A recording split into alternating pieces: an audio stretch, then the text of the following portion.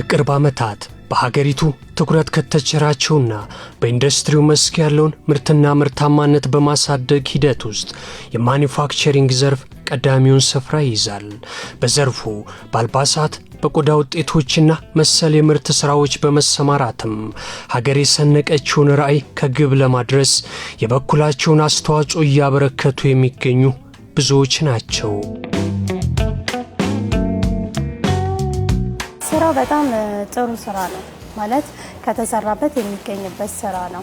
እንደ ሀገር ገና ጋርመንት ላይ አልተጀመረም ማለት እንችላለን። ገና በጣም ብዙ የሚጠበቁብን የምንሰራቸው ስራዎች አሉ። እኛ ገና እየጀመርን ነው እንጂ ያሰብነውና ያለምነው ጋር ገና አልደረስንም። መጀመሪያ ሲጀምር ቤቴ ውስጥ ነበር የጀመርኩት። ምክንያቱም የስራውን እንትን ማወቅ ስለፈለኩኝ ማለት ነው። እየሰራሁኝ ሁኔታውን ሳየው በጣም ጥሩ ነገር ሆኖ ታየና ወጥቼ መስራት የሚባለው ነገር መጣ እና ጥሩ ስራ ነው፣ የሚያድግ ስራ ነው። በጣም ልፋት ይፈልጋል፣ ክትትል ይፈልጋል። ያው እረፍት የሌለው ስራ ነው ማለት ይችላል። የተለያየ ከስተመሮች አሉ። በብዛት ደግሞ አሁን ደግሞ ኢምፖርት የሚደረጉ ጨርቆች መንግስትም እየከለከለን ያለቀለት ማለት ነው ወደ ተኪ ምርት እየተገባ ስለሆነ ሞር ደግሞ የኛ ህዝብ ደግሞ ተኪ ምርትን እየለበሰ ይገኛል። ስለዚህ አንዳንዴ ገበያ ቢቀዘቅዝም ብቻ ውጣ ውረድ አለው። እነሱን አቺቭ ካደረጉት ብዙ መመረት ብዙ መስራት የሚችልበት ዘርፍ ነው። ከኛ የበለጠ እንደውም መንግስት በጣም ለዚህ ዘርፍ ትልቅ ኦፖርቹኒቲ ነው ያለው። መጀመሪያም ዋነኛ ድጋፍ የሚያደርገው ማኒፋክቸር ላይ ነው። ስለዚህ እዛ ላይ ሰዎች ተሰማርተው እንዲሰሩ እኔ አድቫይዝ አደርጋለሁ። ለምን ገና እንደ ሀገር አላመረትም፣ ብዙ ነገር ማምረት የሚጠበቅብን ነገሮች አሉ።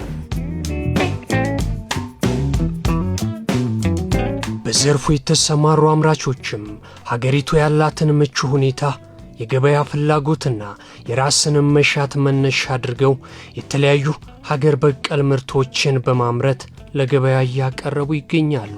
የጀመረው በ2014 ነው። ወደ መጨረሻ አካባቢ ሐምሌ ውስጥ ነው የጀመረው። የምናመርታቸው ምርቶች ደግሞ በአብዛኛው የሴቶች ቀሚሶችን ነው እና ሂጃብ፣ የልጆች ሂጃብ፣ ሴቶችን በተመለከተ ብዙ ነገሮችን እናመርታለን። ስራ የጀመርነው 2013 ላይ የጀመርነው ከኖርማል ከቲሸርት ከፖሎ ቲሸርት ነው የጀመርነው። በዚሁ ሮ ማቴሪያል እዚሁ እየገዛ ነው ማለት ነው። ከዛ በኋላ እየተስፋፋ መጣ። አሁን የምናመርተው የሴት ቀሚስ፣ ሸሚዝ፣ ስሪ ፒስ፣ ቱ ፒስ የሴት ማለት ነው። የወንዶች ደግሞ ያው ፖሎ ቲሸርት፣ ሸሚዞች፣ ቁምጣ፣ ቦክሰር የተለያዩ እናመርታለን። ድርጅታችን የሚሰራው ቲሸርት ነው የወንዶች ማለት ነው እና ከትንሽ ሳይዝ እስከ ትልቅ ሳይዝ ነው የሚሰራው። ተመሳሳይ ምርት አንዳንዴም ሸሚዞችም ይሰራል። የተለያዩ ጫማዎች እንሰራለን። የተመሰረተ 2008 ነው። 4 ነበርን የተደራጅተን እየሰራን ነበረ። ተከራይተን ነበር እንሰራ እስከ 2016 እስከ 17። እነዚህ አምራቾች ካላቸው የምርት መጠንና በስራቸው ከሚተዳደሩ የሰራተኛ ብዛት አንጻርም ይሁን ለምርት ከሚጠቀሙባቸው ማሽነሪዎች መነሻነት በጊዜ ሂደት ውስጥ የመስሪያ ቦታ ጭማሪ ፍላጎታቸው እየሰፋ ስለሚሄድ የመጨረሻ ጥያቄያቸውም የአዲስ አበባ የመስሪያ ቦታዎች ልማትና አስተዳደር ኤጀንሲ ላይ ያርፋል። ማስፋፊያ የሚሰጥበት መስፈርቶች አሉ።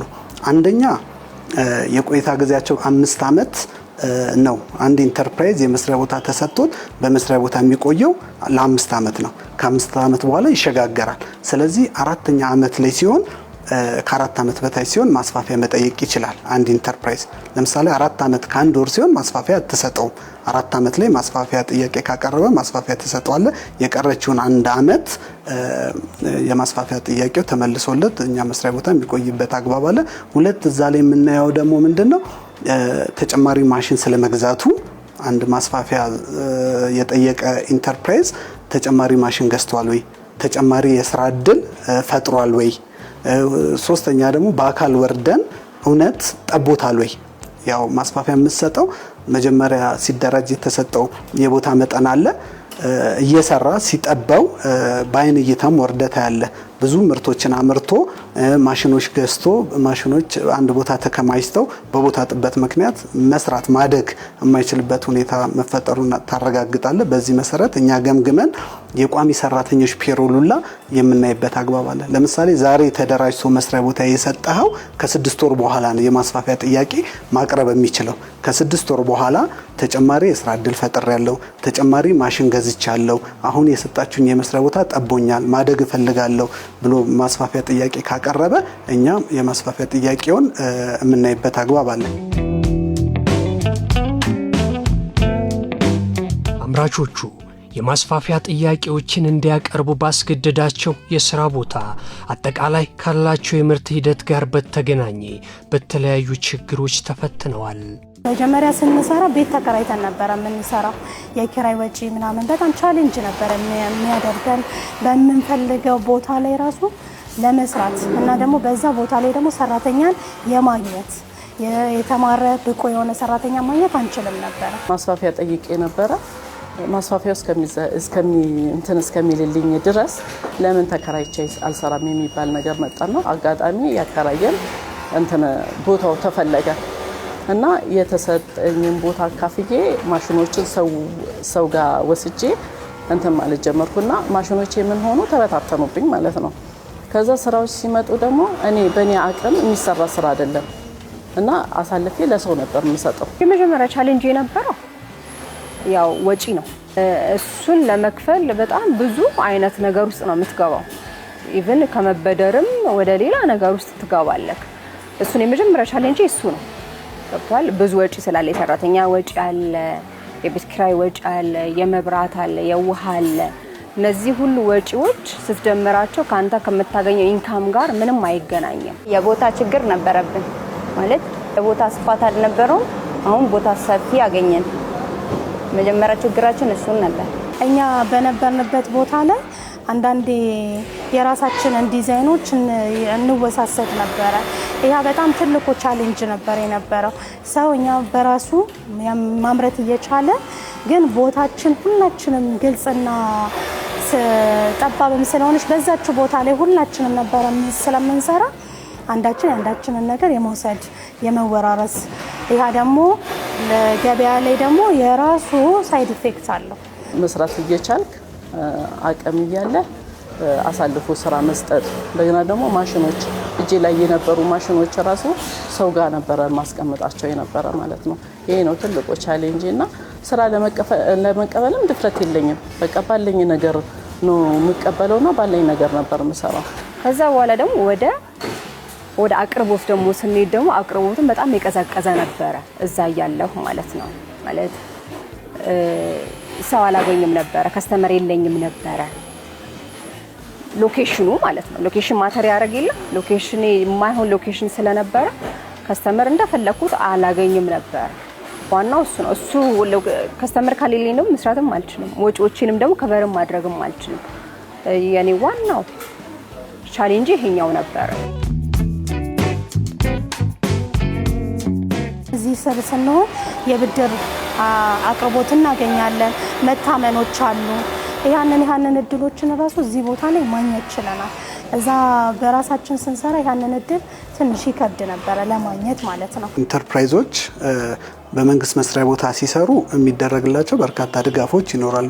የብድር፣ የስልጠና፣ ሌሎች መሰረታዊ የሆኑ ድጋፎች ይደረግላቸዋል። በግል በቤታቸው ሲሰሩ ከዚህ ከገበያ ትስስር ጋር፣ ከብድር ጋር፣ ከቴክኖሎጂ ሽግግር ጋር የተለያዩ ድጋፎችን አያገኙም በቤታቸው ሲሰሩ፣ በግላቸው ሲሰሩ። ነገር ግን ወደኛ መስሪያ ቦታ ሲመጡ አንደኛ ከኛ ጋር የመስሪያ ቦታ ውል ይዋዋላሉ። ለ5 ዓመት ነው የመስሪያ ቦታ ድጋፍ የምናደርግላቸው። በዚህ 5 ዓመት ውስጥ በተለይ ከኢንዱስትሪ ልማት ቢሮ ድጋፍ ይደረግላቸዋል። የካይዘን ድጋፍ ሊደረግላቸው ይችላል። የኢንዱስትሪ ኤክስቴንሽን ድጋፍ ይደረግላቸዋል። የብድር ድጋፍ በተለይ አቅማቸው ከአነስተኛ በላይ የሆኑ ናቸው ወደኛ መስሪያ ቦታ የገቡትና ከልማት ባንክ ድጋፍ የሚደረግበት አግባብ አለ። የማሽነሪ ድጋፍም ካስፈለጋቸው የማሽነሪም ድጋፍ አጠቃላይ በስራቸው ላይ የጥሬ ዕቃ አቅርቦት ችግር ከገጠማቸውም የጥሬ ዕቃ አቅርቦት ችግር ሁላ ድጋፍ የሚደረግበት አግባብ ነው ያለው። ስለዚህ ቢያንስ በቤታቸው ሲሰሩ የነበሩት ወደኛ መስሪያ ቦታ መምጣታቸው በእኛ ከኢንዱስትሪ ልማት ቢሮ በእኛም ተቋም የሚደረግላቸውን የተለያዩ ድጋፎች ያገኛሉ ማለት ነው። ከቦታ ጥበቱ ጎን ለጎን የተሟላ የመሰረተ ልማት አቅርቦት አለመኖሩም እንደ ግል የኢንተርፕራይዞቹን እድገት ከማስተጓጎሉ ባሻገር እንደ ሀገር መወጣት የሚገባቸው ኃላፊነቶች ላይም መሰናክልም ፈጥሯል። መሰረተ ልማቱና ውሃ፣ መብራት በጣም እንቸገር ነበረ። አብሶ መብራት በጣም ነበረ የምንቸገረው። እኔ በጣም ትዝ ይለኛል ለ2 ወራት መብራት ተቋርጦብን ነበር በምንሰራበት ሰፈር ላይ። እንደ አካባቢው ሊሆን ይችል ነበረ፣ ግን በጣም ተጎድተናል። በጄኔሬተር ነበረ ስንሰራ የነበረው። በጣም ብዙ ስራዎች ተበላሽተውብናል። እነዚህን መሰል ችግሮች በኤጀንሲው መመሪያ መሰረት በጥልቀት ታይተው የማስፋፊያ ቦታውን ለመስጠት አስቻይ ምክንያቶች ቢሆኑም የጥያቄውን ተፈጻሚነት አስቸጋሪ የሚያደርጉ ጉዳዮችም አሉ። በዋናነት የሚገጥመን ችግር በአቅራቢያቸው ክፍት ቦታ አለመኖር። ለምሳሌ ምሳሌን ማነሳለ ኮልፌ ላይ ያለ ኢንተርፕራይዝ በሙሉ አቅሙ እየሰራ ከአጠገቡ ወይ እዛ ብሎክ ላይ ወይ እዛ ሳይት ላይ ክፍት ቦታ ላይኖር ይችላል። ያው የምታሰፋለት ተጨማሪ ክፍት ቦታ ሲኖር ነው። ስለዚህ የክፍት ቦታ አለመኖር ከጎናቸው እንደ አንድ ችግር ይገጥመናል። ግን ለሱ ሶሉሽን እናስቀምጣለን። ምንድነው የምናደርገው? ወደ አጎራባች ክፍለ ከተማ ኮልፌ ላይ ለዛ የሚሆን ለማስፋፊያው ከያዘው ተጨማሪ ቦታ የማይኖር ከሆነ ወደ አጎራባች ክፍለ ከተማ ወደ አዲስ ከተማ ሺፍት አድርገን ነቅሎ ማለት ነው። ያ ኢንተርፕራይዝ ማስፋፊያ የተሰጠው ከኮልፌ ነቅሎ ወደ አዲስ ከተማ ሄዶ በሙሉ አቅሙ እንዲሰራ የምናደርግበት አግባብ አለ። ሁለተኛ ማስፋፊያ በምንሰጥበት ሰዓት ላይ ተጨማሪ ማሽን ተጨማሪ ሰው ኃይል ነው የሚቀጥረውና ተጨማሪ ማሽን በሚያስገባ ሰዓት የኛ መስሪያ ቦታዎች የገዛውን ማሽኖች ሊያንቀሳቅስ የመብራት ችግር የሚገጥምበት። ለምሳሌ ሲንግል ፌዝ ከሆነ ቆጣሪው ተጨማሪ ከባድ ማሽኖችን የሚያስገባ ከሆነ ያ ማስፋፊያ የሰጠህበት መስሪያ ቦታ 3 ፌዝ ሌላ ካልሆነ ቢያንስ እሱ የገዛው ማሽን ላያንቀሳቅስ ይችላል ማለት ነው። ሌላ የሚያጋጥመን ችግር ደግሞ ምንድነው? ማስፋፊያ የሚጠይቅ አካል ማሽን ከጎረቤት ወይ ከሌላ ሰው ማሽን ገዝቻለሁ፣ ይሄን ያህል ማሽን አለኝ፣ ይሄን ያህል ሰው የስራ እድል ፈጥራለሁ ብሎ ማስፋፊያ ይጠይቀና ወርደ ስታረጋግጥ ማሽኑም በትክክል የገዛው ሳይሆን የሰውን ማሽን አምጥቶ የሚያሳይበት አግባብ አለ። ኤጀንሲው አስፈላጊውን የአሰራር ስርዓት በመከተልም ጥያቄ ላቀረቡት ኢንተርፕራይዞች በተጨባጭ ያለውን አቅም መነሻ በማድረግ ምላሾችን ይሰጣል። በመንግስት በኩል ትልቅ ድጋፍ እኔ በጣም በዚህ አጋጣሚ በጣም አመስገን እፈልጋለሁ። በጣም ብዙ መልካም ሰዎች አጋጥመው ነው እኛ እዚህ ቦታ ላይ መጣ ነው። ያለ ምንም ሁኔታ ሰዎች ባይምሯቸው ውስጥ የሚመጡ ብዙ ነገሮች አሉ። ማለት ይሄንን ቦታ ስታገኝ ምናምን አይ እንደዚህም አይደለም ትባላለህ ማለት በትክክለኛው መንገድ ራሱ ነው ብለው አያስቡ። እኛ ግን በትክክለኛው መንገድ ያለ ምንም ነው ይሄንን ድጋፍ መንግስት እያደረገልን የመጣ ነው። ለምን እንደምንሰራ አይቶ አይ በደንብ ቼክ አደረጉን። በጣም ብዙ ግምገማዎች ነበሩ። እነዛን ነገሮች አልፈን ነው ቦታ የተሰጠን ማለት ነው። የተሰጠንን ቦታ አሁን እንደውም ያያችሁት ቦታ በጣም ሰፊ ቦታ ብዙ ማሽኖችን ለመጨመር ተዘጋጅተን ያስገባናቸው ስለነበሩ እነሱ እንኳን ስናመጣ በጣም በቂ የሆነ ቦታ ነው የተሰጠን እና መንግስት ለዚህ ሴክተር በጣም ትልቅ ድጋፍ ነው እያደረገ ያለው። ቦታ ማስፋፊያ ጠይቀን ባለን ፕሮፖዛል አስገብተን መንግስት ቃል በገባው መሰረት የተሰጠን ካሬ ትልቅ ካሬ ነው የተሰጠን። ያለን ፕላንም ያው ትልቅ ቦታ ነው፣ ለስራ ምቹ ነው። አምርተን ራሱ የምናስቀምጥበት ቦታዎች አሉን። ለሰራተኛ ምቹ ነው ቦታው ራሱ። ይሄ ያለንበት ቦታ ሰራተኛ ራሱ እንደ ልብ የምታገኝበት ቦታ ነውና ከነበርኩበት በጣም በሁሉ ነገር የተሻለ ነው። ታየው ነገር ይሄን የመሰለ ቤት ተሰጥቶኛል፣ ይሄን የመሰለ ሼር ተሰጥቶኛል። በምንም የማይገናኝ ማለት ነው፣ በካሬ የማይገናኝ ሲቀጥል ደግሞ በንጽህና በተለያዩ አይነት ነገሮች የማይገናኙ ሼድ ቆንጆ ሼድ ተሰጥቶኛል፣ መንግስት ሰጥቶኛል። ነሐሴ 12 2017 ላይ ይህን ቦታ ተረክቤያለሁ። የቦታ ስፋት 60 ካሬ ነው። ለጊዜው ያለን ቦታ ውስን ስለሆነ በዚህም ቦታ ስራን ያኛውንም የነበርክበትም እንዳታስረክብ የተቻለን ጠንከረ ስራ፣ የሰራተኞች ብዛት ጨምር፣ ምርትህን አሳድግ። በዚህ መሰረት እግዚአብሔር ይመስገን አሁን በጣም ጥሩ ደረጃ ነው ያለ ነው። ከዚህ በፊት ተከራይተው ነው የሚሰሩት በግለሰብ ቤት የግለሰብ ግቢ ተከራይተው ሲሰሩ በሙሉ አቅማቸው አያመርቱም። ቢያንስ ውስንነቶች ይኖራሉ። ስለዚህ እዛ እየሰሩ ባለበት ቦታ ተጨማሪ በእኛ መስሪያ ቦታ ማስፋፊያ ሚኒማም 120 ካሬ ማክሲማም 320 ካሬ አካባቢ ነው የጨመርንላቸው። እዚህም በውይይታችን ላይ ያነሳ ነው ከነሱ ጋርም ስንወያይ ተከራይታችሁ የምትሰሩበትን ቦታ ሳትለቁ ተጨማሪ ቢያንስ ተጨማሪ መስሪያ ቦታ ነው በማስፋፊያ መልክ የሰጠናችሁ በሚል ነው የሰጠናቸው። የተሰጣቸው የማስፋፊያ ቦታ በመሰረተ ልማት አቅርቦቱም የተሟላ መሆኑ ሌላኛው በረከታቸውም ሆኗል። ምንም የጎደለብን ነገር የለም። ሁሉ ነገር የተስተካከለ ነው። ውሃም ሽንት ቤትም እዚሁ ጋር ነው ያለልን። በፊት አሁን ኢቭን ለሰራተኞቻችን ምቹ አልነበሩም አይደል? አንዳንዴ ወጥተው ምናምን እንዲጠቀሙ እናደርጋለን። ውሃ ምንም ይጠፋ ነበር። አሁን ግን እዚህ ብዙ ነገሩ ሁሉም ውሃ በጣም አለ። መብራት ጭራሽ እንጃ። እኛ እንደውም እዚህ ከመጣን ብዙ ተቆራርጦብን አያውቅም እና በጣም ብዙ ለስራ በጣም ምቹ ነው። የኛ ስራ ከመብራት ጋር ከውሃ ጋር የተያያዘ ስራ ነው።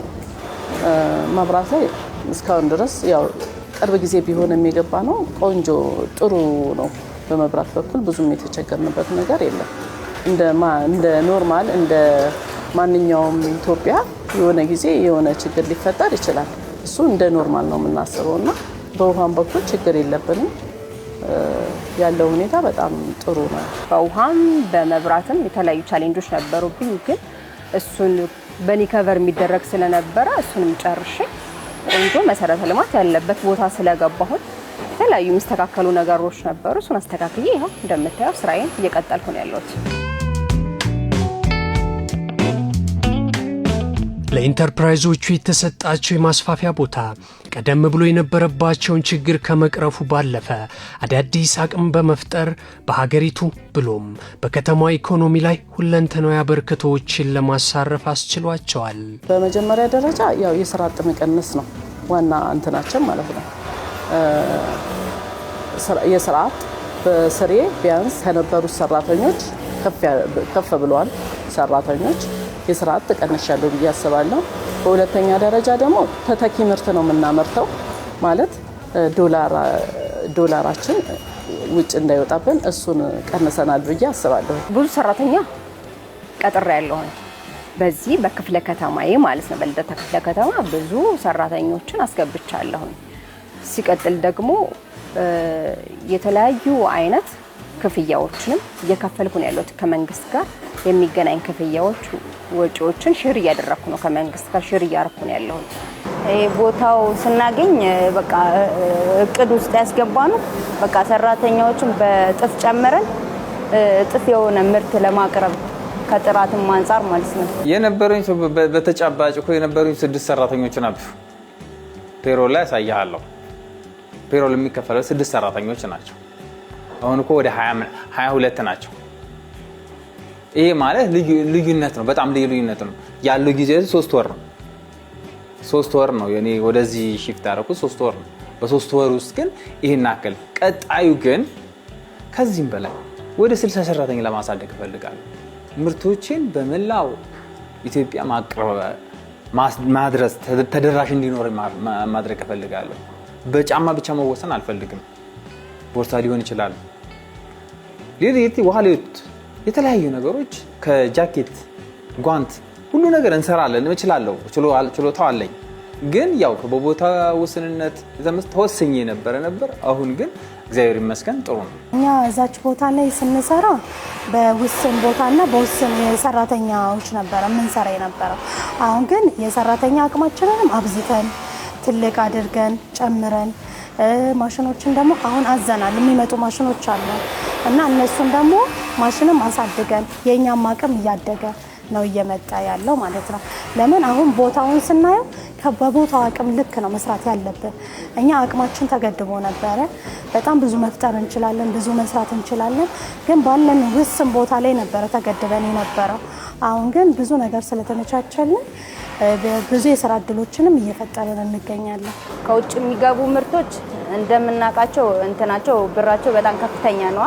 የኛ ደግሞ ተመጣጣኝ በቃ ከህዝቡ ጋር ከኑሮ አንጻር ምናምን ተመጣጣኝ የሚሆን አቅርቦት ነው እናቀርባለን ብለን ግምት ውስጥ ያስገባን። የተፈጠረላቸውን መልካም አጋጣሚ በመጠቀምም የተለያዩ ኃላፊነቶችን እየተወጡ የሚገኙት ኢንተርፕራይዞቹ ወደፊትም በሰፊው ለማከናወን አልመው እየተጉ ይገኛሉ።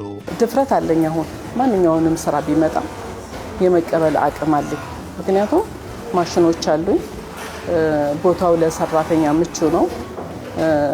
እንደገና ደግሞ ስራዎች ቢመጡ ጨረታ ቢመጣ ማንኛውም ስራ ቢመጣ ሬዲ ነኝ እኔ ለመቀበልም እና አሁንም እየተቀበልኩኝም ያሉት ስራዎች ፕሮሰስ ላይ ያሉ ነገሮች አሉ።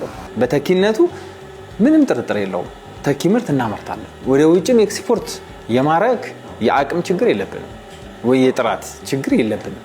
ወደ 85% የሚሆን ተኪ ምርቶችን አምርተን ለገበያ እያቀረብን ያለ ነው። ለምንም ተወዳዳሪነት ማለት ነው። ተወዳዳሪነት በደንብ በሙሉ ኤፊሸንሲ በቆንጆ ኳሊቲ ገበያውን ደፍረን እየገባን ያለ ነው። ቆየን ከገባን ሞር አሁን ደግሞ እንደነገርኩ ከስተመርም በደንብ እያገኘው ነው። ሎኬሽንም ተስተካክሏል። ከዛ በኋላ የተለያዩ አይነት ተኪ ምርቶችን እያመረቱ ነው ያለሁት ከትንሽ ጀምረ እስከ ትልቅ ድረስ ማለት ነው። ግብር እንከፍላለን፣ ታክስ እንሰበስባለን፣ የሰራተኛ ቁጥር እንጨምራለን። ይሄ ማለት በሰበሰብኩት ቁጥር የኔም እድገት እየጨመረ ነው። ማንቀሳቀሰኝ ሰራተኞች የስራ እድል እየፈጠርኩ ነው። በዛው መጠን ደግሞ የስራና የሰራተኛ ጡረታና የስራ ግብር ከፍላለሁ፣ ታክስ ሰበስባለሁ፣ አመታዊ ግብር ከፍላለሁ። ይሄንን በኔ የሚታዩ እንትን ናቸው፣ እድገት ነው። ምክንያቱም በሰራው መጠን ነው እንቅስቃሴ የምታደርገው፣ በሰራው መጠን ነው የሆነ ነገር የምታደርገው። ያንን ምን ስለሆንክ ነው? ተጨማሪ ስራዎች ስለሰራህ ነው። በ80 ካሬ ላይ እየሰራ የነበረን ተጨማሪ 240 ካሬ ስትጨምርለት 320 ካሬ ሙሉ ወለል ይዞ ተጨማሪ የስራ እድል ፈጥሮ በርካታ ምርት የሚያመርትበት አግባብ ስላለ እኔ በከተማም እንደ ሀገርም ማስፋፊያ ያው ጥቂት ናቸው። ቀጣይም በቅድ ያዝነው አለ ተጨማሪ ማስፋፊያ ለመስጠት ለሀገርም ለከተማችንም ያበረክተው አስተዋጽኦ በጣም ከፍተኛ ነው። በርካታ የስራ እድልም የፈጠሩበት አግባብ ነው ያለው ማለት ነው። ኢንተርፕራይዞቹ አለኝታነታቸው የሀገር መዳረሻቸው የዓለም እንደሚሆን ተስፋን ሰንቀው በላቀ ትጋት የከፍታ መንገዳቸውን ጉዞ ጀምረዋል። ወደፊትማ ብዙ ሀሳቦች አሉ። ተተኪ ምርት ብቻ ነበር የምናመርተው፣ ኤክስፖርትም የማድረግ ፕላን አለ እና በአብዛኛው የምናመርታቸው ምርቶች ኤክስፖርት አድርገን የውጭውን ገበያ እንትን ማለት እንፈልጋለን።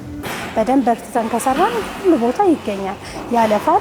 በጣም ብዙ ፈተናዎች ሀስሎች አሉት። ያደክማል።